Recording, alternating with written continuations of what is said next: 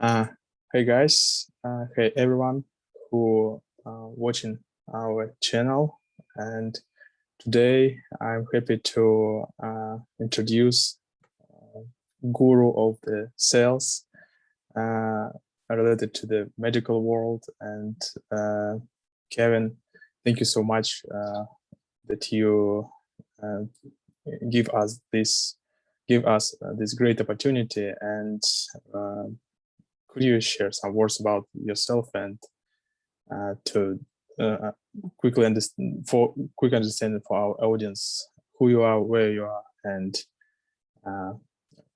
yeah. Well, who is our audience? Actually, our audience, two. First of all, I represent a non-profit organization. This is a non-profit organization formed in Delaware, and name of this organization Go and To Do Incorporated. Okay. And the goal of the organization decrease mortality rate by heart attack and help people through the change in their lifestyle and through the change in their habits. It's the first part of our audience, and second part of our audience.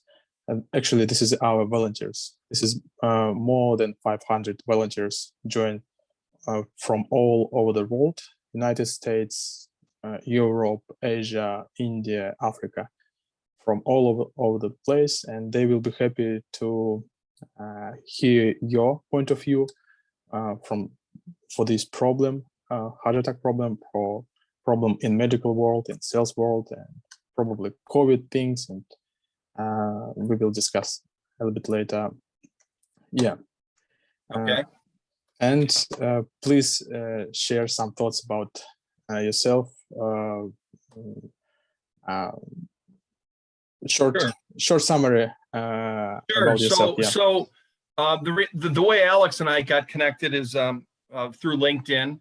I've spent the last 25 plus years of my life calling on the medical arena, calling on as a sales rep, working for companies like Phillips, GE, Siemens, Pfizer. So my background was pretty much born and raised in Cleveland, Ohio.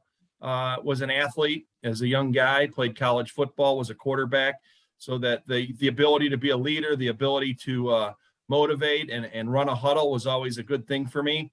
So I catapulted that into a sales career. And coming out of college, I was looking to basically put away the football helmet, throw a tie on, and try to make money as a sales guy. And my whole goal was to get into either medical device or capital equipment.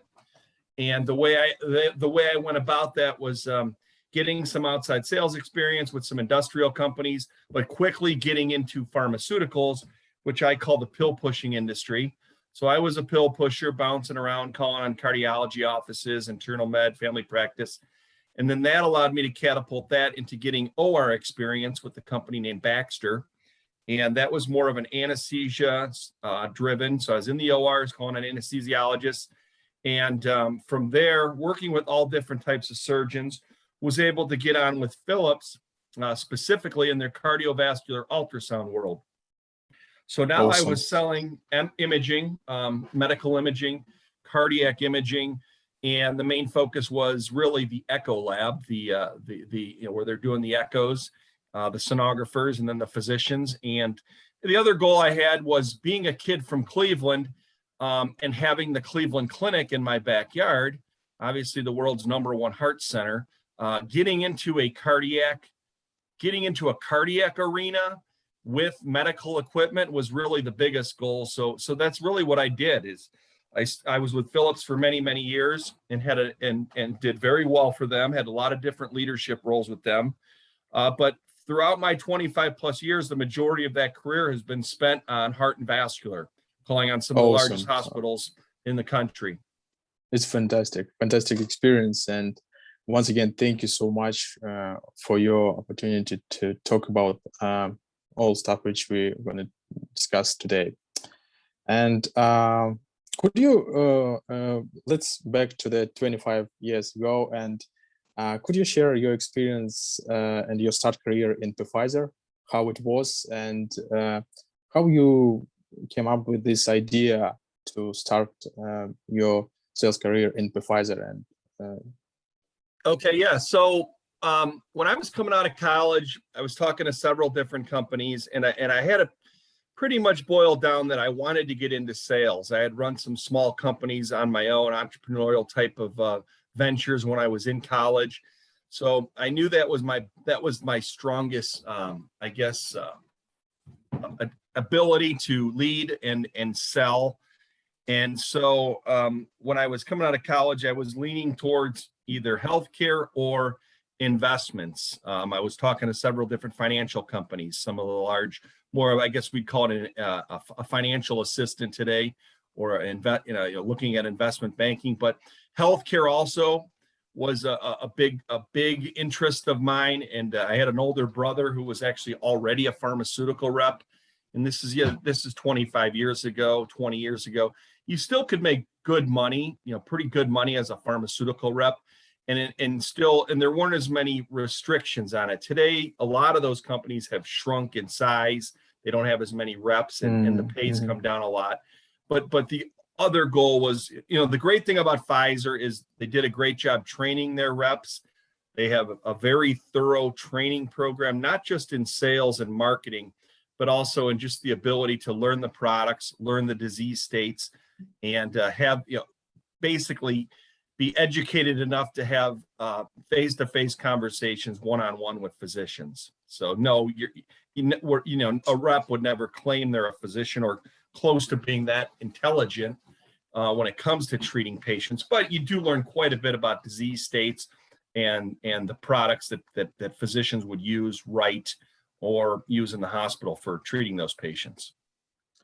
In other words, it was very good base for you as a sales manager and as a medical expert as well too, because Pfizer invests a lot of time in training, and that you not only sell product, but you understand the disease and other things, right? Exactly right. And the other thing about cardiology, I'm sure you guys know this in doing all your research, is it's the number one reason a patient enters a hospital today is usually because of some type of heart issue. Yeah. So when you start looking at let's face it, hospitals are there to treat patients, and we're all in the business of helping patients. But of course, there is a business side to it as well, right? So when you got a big pool of people that have heart conditions, and you have a business line that can help fix that or heal those patients, there's a lot of money to be made. Yeah, exactly. Speaking of the Pfizer, what do you think? What the secret of their success during COVID? Your personal opinion, yeah. But during COVID, yeah, during COVID. The interesting thing about COVID is the medical community and the medical arena has changed drastically. So for everyone, so on a physician's point of view, they're overwhelmed right now with cardiac cases because a lot of those patients stayed away from the hospitals. A lot of those patients stopped going on their monthly, quarterly visits to see their doctors because they were scared to walk into a facility, a hospital, an ER, or even a doctor's office and potentially get COVID, right? Yeah. So they stayed away, which was very, very bad because now you got people that aren't compliant with their physicians and maybe even the medicine they're supposed to be taking. So we've seen a huge spike in cardiac cases and cardiac issues. On the sales side and the business side, a lot of reps have been cut off from having access to those physicians as well. So companies had to become more creative in how they approach the hospitals or the physicians in those hospitals. So a lot of business is now being done outside of the walls of the hospital because not as many people can get into them. So, and a lot of companies have flat out cut their sales teams because they don't think moving forward, the days of a rep banging on the door of a doctor and getting in to see them it's going to be less and less.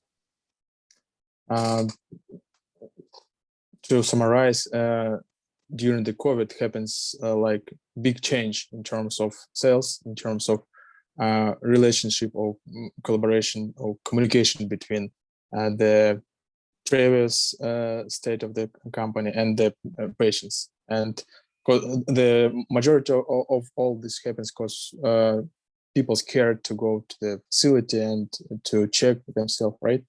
Correct. Exactly right. Yeah. So a lot has changed on how the sales teams or the companies approach and promote their products. A lot has changed with the patient.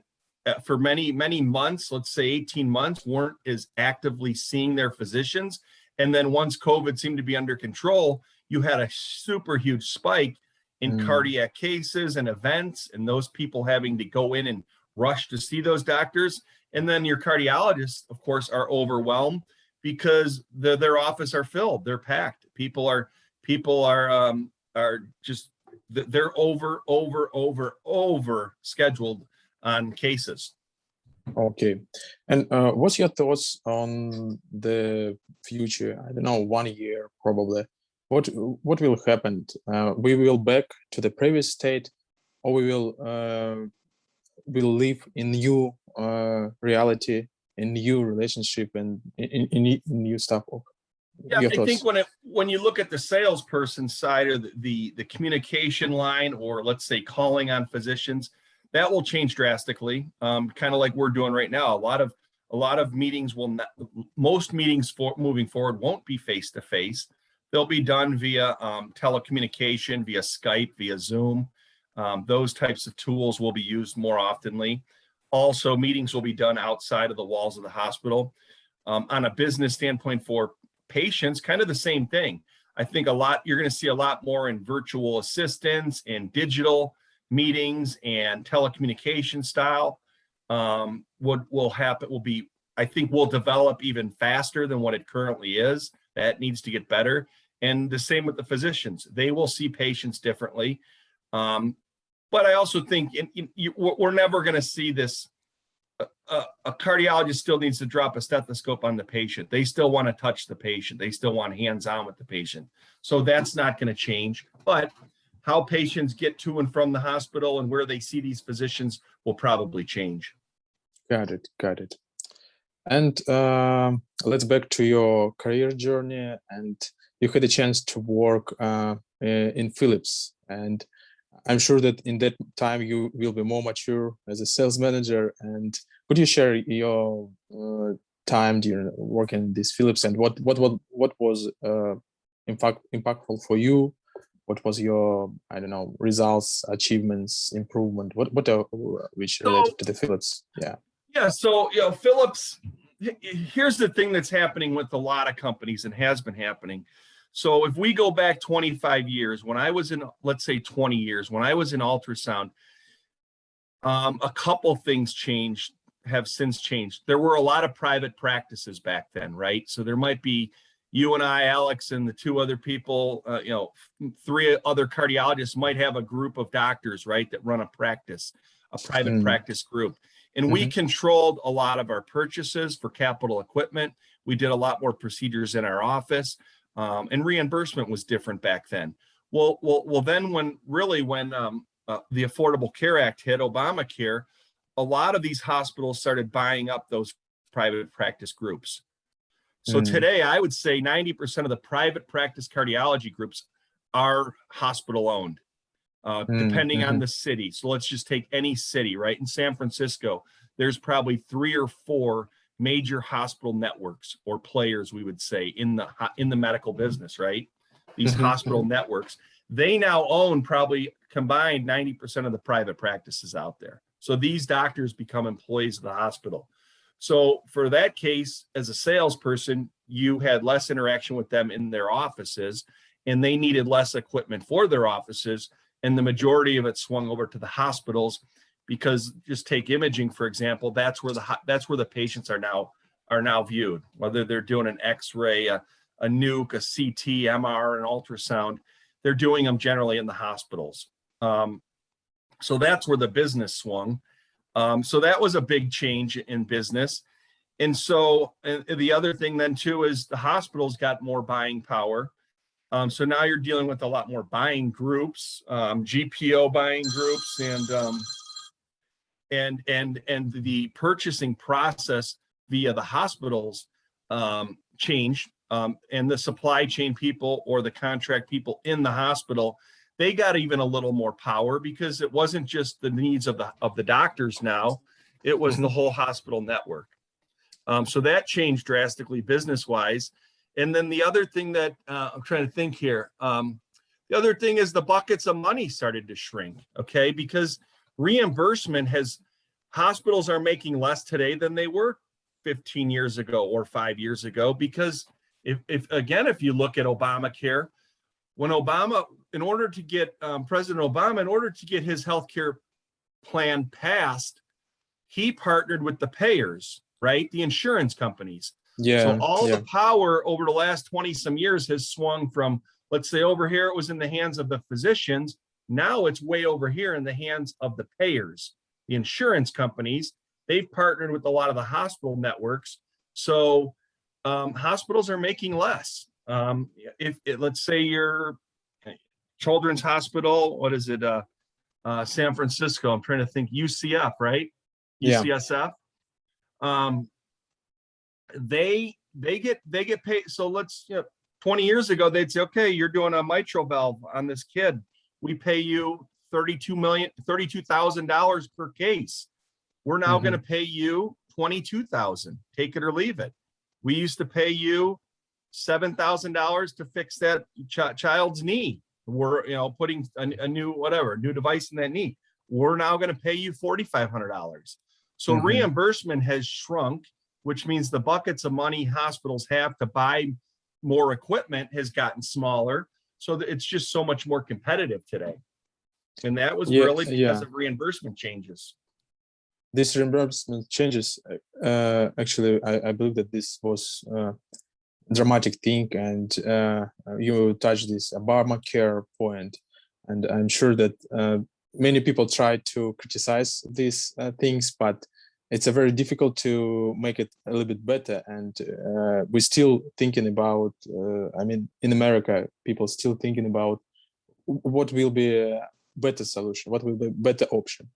Anyway, and you touched this very tough point with healthcare organization, with insurance company, and as well, you had a great experience in General Electric healthcare. And what's your thoughts? Could you share this experience and how it was, and your general vision about what's the place of the healthcare insurance company in all this medical world, and is it change or not change? What will be in the future? So, GE, the big thing that's changed as well with these corporations is the people like GE, the Phillips, the Siemens, the Medtronics. They're huge players in healthcare, right? The Johnson and Johnsons. Yeah. So they tend to buy up the small shops, right? If someone comes out with a new product and all of a sudden they're making waves and it goes from a $20 million company to a $100 million company, they usually get gobbled up by the big giants. And unfortunately, that changes the dynamics of your business and your business models. And sometimes it's harder to navigate in those huge companies, right? So that's one, I think, big negative.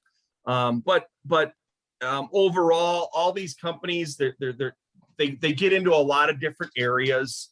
Some of these companies are stronger in the imaging side. Some are stronger in the device side. Some are stronger in, say, just capital equipment in general. And then they also start focusing on disease states. Some companies tend to stay focused more on cardiology versus orthopedics versus women's health care. So those are different dynamics as well. But overall, GE, it was a successful company. I think all these companies have good, strong leaders. They're all trying to make a dime. And so things are constantly changing.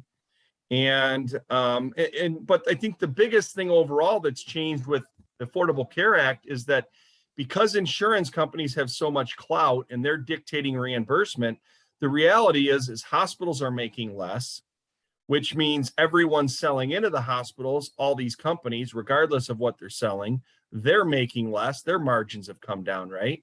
Which means the reps are making less. Doctors are making less because it's all dictated by reimbursement. And so the hope is that the pendulum will swing back more in the hands of the caregivers, and that'll be the happy median, right?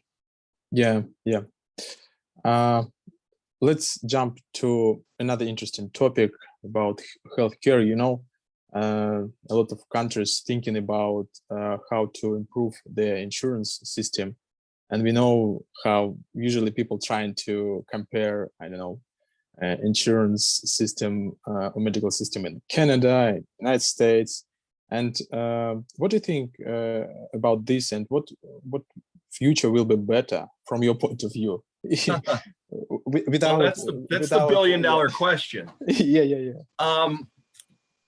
So number one is the best healthcare in the world is in America. Okay.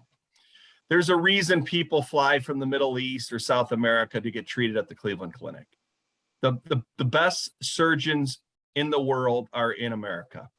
The Cleveland Clinic is number one in heart and vascular because they do double the amount of open hearts or heart procedures than even our largest American hospitals, right?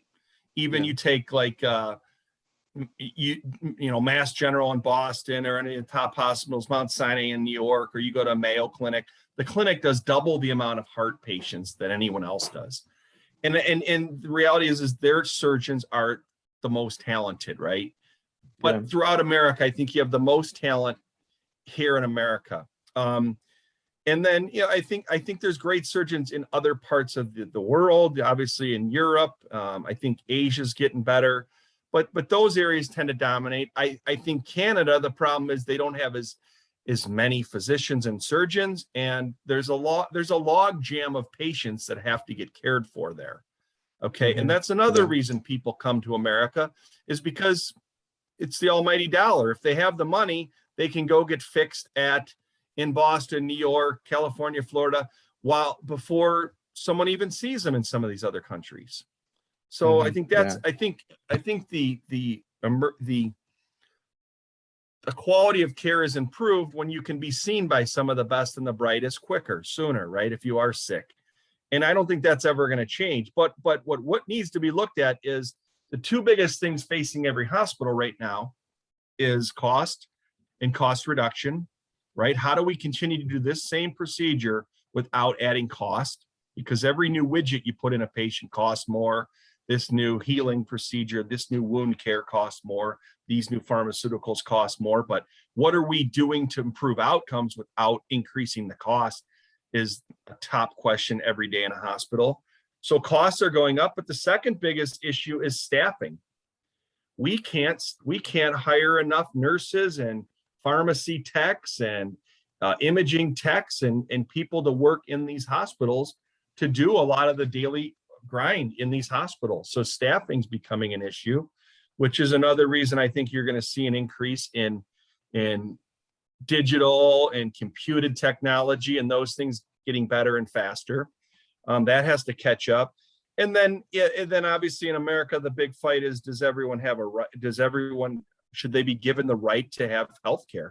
Is it a right? Is it an entitlement? And who pays for it? So I don't think you're ever going to see private insurance companies going away, but I think more and more will fall upon the government. And I think eventually you'll see different levels of care. I think if you have just like people driving cars, right? Not everyone can drive around in a Mercedes or a BMW. It costs a lot of money, and you got to have that money. So I think in healthcare, you're going to see the people that have higher incomes or buy into and pay more for a higher standard of care will get the BMW treatment, right? And then everyone else might get the Chevy Cavalier, the base model insurance and / coverage. So I think that's eventually where it'll go, and that, so you'll have like a government run, kind of like the nuts and bolts healthcare, but people that want to pay more will have probably better access and maybe even allegedly higher quality of care. Yeah, thank you for this explanation. Correct me if I'm wrong, but I remember that this clinic or hospital in Cleveland has some uniqueness in terms of all United States, right? Because could could you share some these things for the context? What this uniqueness of Cleveland Clinic? Because it's differ in terms of insurance relationship with insurance. And as I know, there are no insurance and only donation and funding in terms of how this hospital lives. Yes, or Yeah, I'm not sure if I'm understanding that correctly. As far as the clinic has some kind of like special insurance or special coverage, or I heard that Cleveland Clinic, if you, for example, sick and you will go to the clinic, you will get a treatment without any additional cost. And if, for example, you will sick in Florida or in Texas, you will have a big bill from the yeah. So hospital. maybe I think I understand a little better. So the clinic, even though the clinic is spread out and they're affiliating with hospitals throughout the country. So those hospitals then pretty much, we'll call it, I'm a sports guy, so we'll call it, they run their playbook. So these hospitals pay money to have key thought leaders from the clinic help them manage their different types of programs. So in Arizona, for example, you might have a hospital network that is affiliated with the clinic. They're doing the same type of heart care, following their playbook. And then if need be, that person can be sent to Cleveland, Ohio.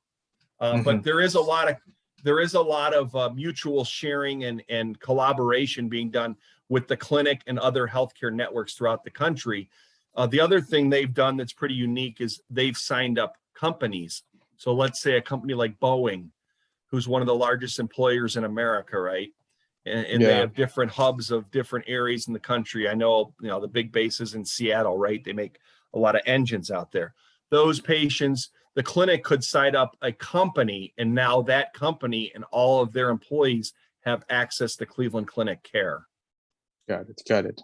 So that's just more of is also a unique way of grabbing the bigger buckets of patients, right? Clinic realized, okay, Cleveland, Ohio is a shrinking population. And if we're going to continue to grow and provide the best quality of care, we want to do it throughout the world. They're now in London, they're in Abu Dhabi, they're all over the world. Yeah, I got it.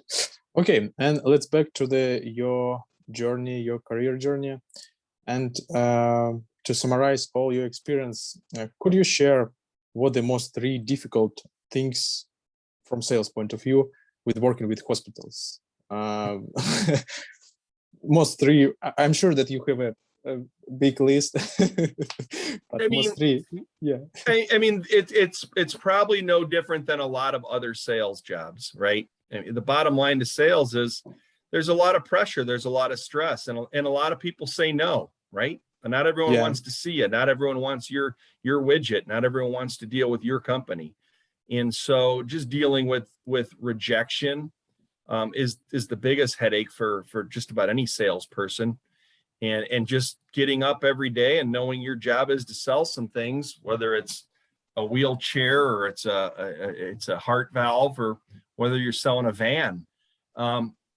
People aren't always going to buy from you. So dealing with rejections and just staying persistent, finding more accurate ways, better ways to get in front of your customers is a big objection, a big tiresome thing. And added to that is carrying a quota.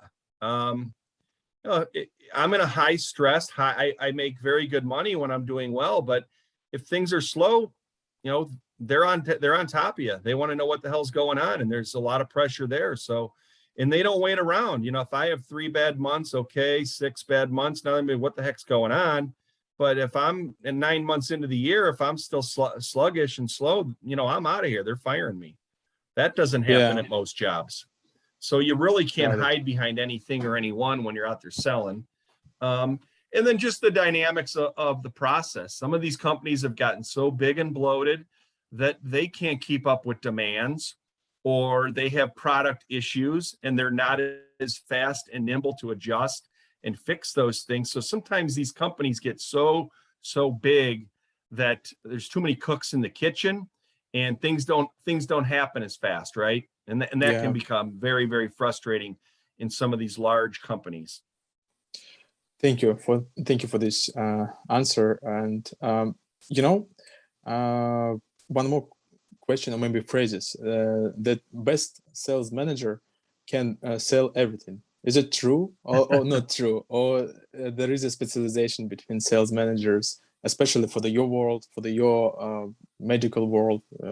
What's your thoughts on this? That's good way to put it. So, Alex, there's a lot of similar characteristics that go into good salespeople. Okay, and generally speaking, they're pretty bright people. They're pretty quick-witted. They tend to be likable. They tend to be people pleasers and like charismatic, so to speak. They're very driven. They're focused around getting the job done and focused around tasks that are going to drive a deal. They have those types of intuition and knowledge. And being the bright side of it is if they're fairly bright people, they can jump industries and learn a different tool, different sales process, and maybe sell something completely different. But going back to they're likable, they're charismatic, they build a huge network, right? So staying in the same arena is important. I have a lot of companies that call me because they're like, wow, this dude's had a lot of success at the Cleveland Clinic or the big hospitals in Cleveland, Pittsburgh, Cincinnati, major hospital networks, right?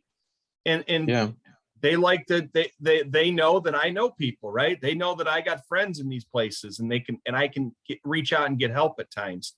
So having someone that's constantly networking and talking to people and figuring out what's going on behind the scenes, with these hospital networks, not just, what are you buying today, but where's their process going? What are they really looking down the road for women's healthcare? That all helps. So putting two and two together, and people ask me a lot, what do you do for a living? And I tell them I'm a highly paid detective.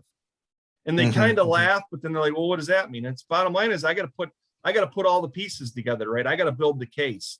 Got to find out who the decision makers are, who's got the money, who's got the power to spend the money, and how influential is the 2 or 3 decision makers to go after the money guy or girl and get them to cut a check for $500,000, right?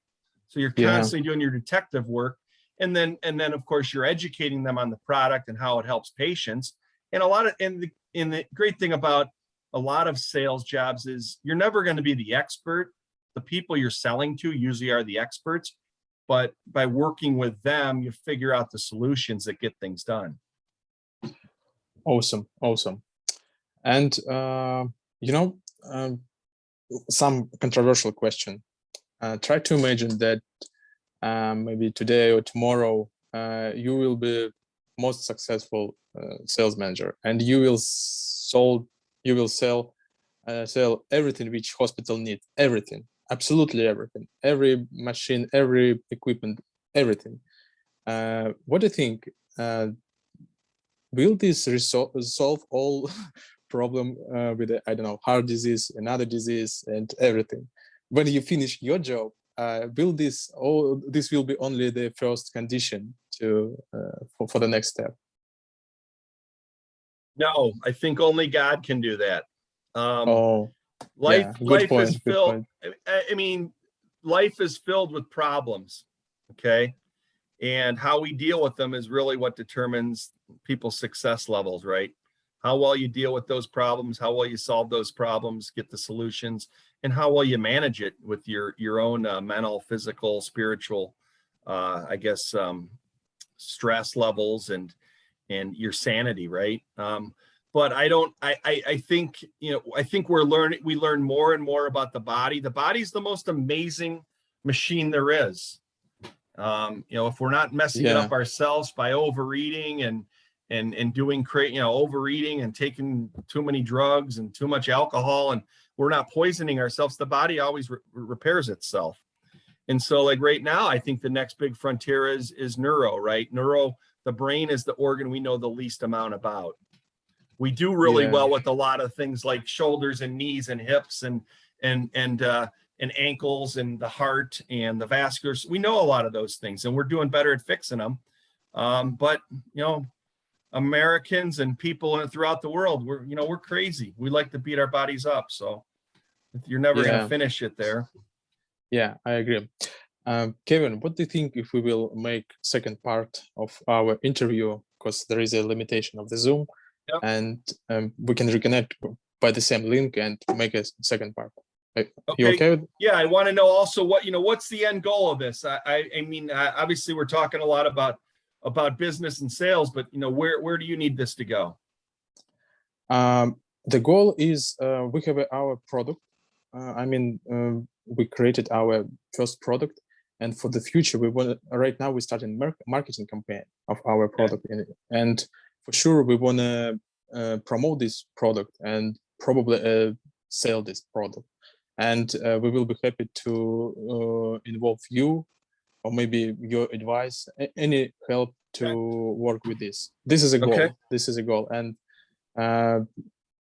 again, speaking of our interview, we want to talk with you as an interesting person and as your sales point of view on heart attack problem, because different point of view. This is a key how to solve the problem.